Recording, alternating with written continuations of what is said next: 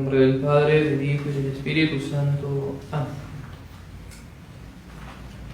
Queridos fieles, entonces nos hallamos ya en el domingo anterior al último y 24, después de Pentecostés. Ya se está acabando el año. La epístola y el evangelio de la misa de hoy están tomados del sexto domingo después de Epifanía. El evangelio, que según San Mateo nos narra en la parábola el grano de mostaza que recién leíamos, la cual parábola se refiere principalmente a la Iglesia católica. Recordemos entonces lo que decía o cómo decía la parábola. Dijo nuestro Señor: semejante es el reino de los cielos a un grano de mostaza que tomó un hombre y sembró en su campo. Esta es en verdad la menor de todas las semillas, pero después de que crece es mayor que todas las legumbres y se hace árbol, de modo que las aves del cielo vienen a anidar en sus ramas. Como decíamos, esta parábola se refiere principalmente a la Iglesia católica, la cual comenzó con los apóstoles como un grano de mostaza y vino a hacerse un gran árbol, bajo cuyas ramas anidan las aves del cielo, es decir, hombres de todas las naciones y pueblos. Veamos una cita de San Juan Crisóstomo relacionada con lo que decimos. Dice él: es la más pequeña la simiente del Evangelio, porque los apóstoles eran los menos poderosos de entre los hombres, pero sin embargo, como tenían una gran virtud, por eso se extendió su predicación por todas las partes del mundo. En efecto, los apóstoles, en comparación al mundo entero, eran pequeños, pequeñísimos, como un grano de mostaza, que mide o tiene 1 o 2 milímetros de diámetro, una cosa diminuta, un grano de mostaza. Realmente los apóstoles, 12 contra el mundo entero, 12 pescadores, además iletrados, no tenían ningún tipo de estudio los apóstoles, no habían ido a alguna escuela, a Alejandría a estudiar filosofía, nada de eso. Pobres también, lo habían abandonado todo por seguir a Cristo, no tenían dinero, no tenían recursos para aprender esa gran empresa de ir a convertir al mundo entero, a predicar el Evangelio. No tenían armas, ejércitos con que poder subyugar todas las naciones a Cristo. Y sin embargo, lo lograron convertir innumerables multitudes a Dios nuestro Señor en todas las naciones, así creciendo y extendiendo el árbol de la Iglesia católica por todas las naciones. De manera que la Iglesia católica vino a ser el más grande de los árboles, es decir, de las instituciones que ha habido, porque jamás ha habido institución que, como la Iglesia, haya influido en la sociedad, que la haya impregnado como ella.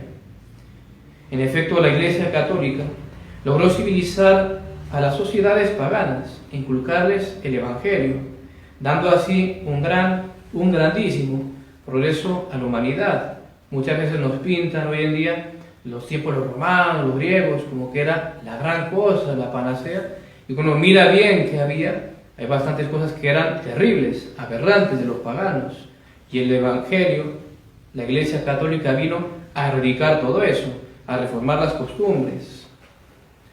Asimismo, la Iglesia católica creó en la Edad Media la cristiandad europea, es decir, todo ese conjunto de sociedades que tenían a Dios nuestro Señor Jesucristo por el centro de ellas. Dios nuestro Señor allí era el centro. Todo confluía de y hacia Dios nuestro Señor Jesucristo. Él era la base de esa sociedad, de todo el régimen político, civil, social. Todo era en base al Evangelio, los mandamientos, a Dios nuestro Señor. Se dejaban regir e influenciar en todo también por las disposiciones de la Santa Madre Iglesia. Y así el pequeño grano de mostaza que empezó con los apóstoles creció, y vaya si no creció la cristiandad. Pero actualmente alguien podrá objetar: ¿y qué pasó con ese grano de mostaza que creció, hizo el grande árbol que cubría todas las naciones? Porque hoy en día vemos la gran crisis que vivimos. La Iglesia católica prácticamente ya no influye en nada, ya está por fuera de todo, y peor si consideramos la crisis religiosa que estamos viviendo, la falsificación de nuestra religión con el Concilio Vaticano II. Peor aún, ¿qué pasó con ese gran árbol, bajo cuyas ramas anidaban todas las aves del cielo? Para responder a esa acuciante pregunta, debemos tener en cuenta que, así como estaba profetizada la admirable y milagrosa dilatación de la Iglesia por el mundo, también lo estaba la apostasía de las naciones, el apartamiento generalizado de los hombres de la verdad revelada. Una y otra cosa estaban profetizadas. En esta parábola del grano de mostaza, la dilatación de la Iglesia, como decíamos, milagrosa, porque, como decíamos, los 12 apóstoles, pescadores, sin ninguna formación, sin dinero, sin recursos, lograron convertir a todo el mundo. Y los que vinieron después y lo sucedieron. 3 siglos de persecución, así inició la Iglesia. La paz de Constantino vino hasta el siglo IV, años 313.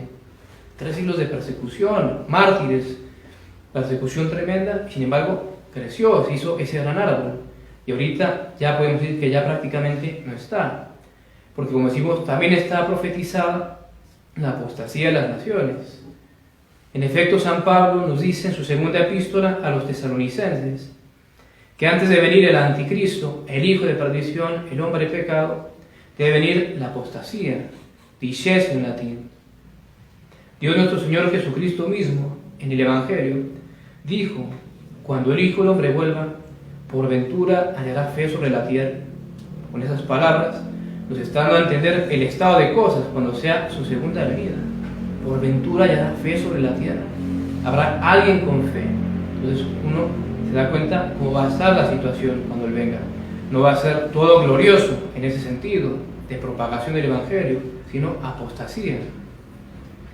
Y también en el libro del Apocalipsis, el capítulo 13, allí también leemos lo siguiente: y la adoraron a la bestia todos los habitantes de la tierra. Todos los habitantes, dice, no una parte, un cuarto, un tercio, todos los habitantes de la tierra.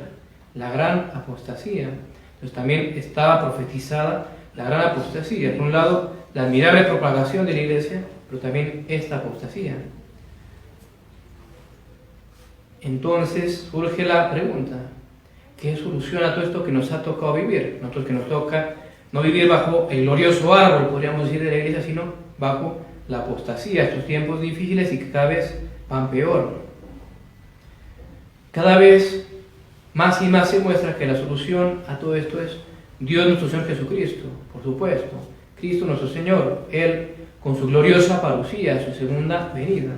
Él solo es el que puede arreglar esto. Esto, cuando uno lo mira bien y ve cómo se va, por supuesto, agravando, a medida que pasa el tiempo, va empeorando lo que estamos viviendo.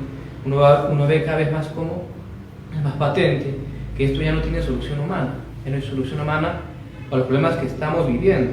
Solamente lo puede arreglar Cristo. Esto ya está mucho más allá de nosotros. Entonces, ¿qué hacer? ¿Qué hacer nosotros? Esto ya no tiene solución humana. Mantener la fe verdadera e inmaculada, siguiendo la consigna del Apocalipsis. Mantén lo que tienes, mantener la fe, no claudicar en la fe. Y por supuesto a la fe añadir buenas obras, vivir bien, vivir en estado de gracia, porque si no, de nada nos servirá la fe. Si uno tiene la fe, pero no vive en gracia, uno vive en pecado mortal, aún viendo todos los acontecimientos que estamos transcurriendo, lo que está aconteciendo, de nada nos va a servir. Y además va a ser para peor castigo. Va a ser para peor castigo. Y uno no va a resistir, porque ahorita está mal la cosa, pero por supuesto va a empeorar. Y llegará un punto en que será la persecución, y allí sí va a ser o apostatas o te mato. Y si uno no es capaz de la tentación del pecado mortal, de no hacerlo y resistirlo por amor a Dios, ¿cómo va a resistir uno eso? Entonces, tener mucho cuidado para que no formemos parte de todos aquellos que adoraron a la bestia, de aquellos cuyos nombres no están escritos en el libro de la vida del Cordero.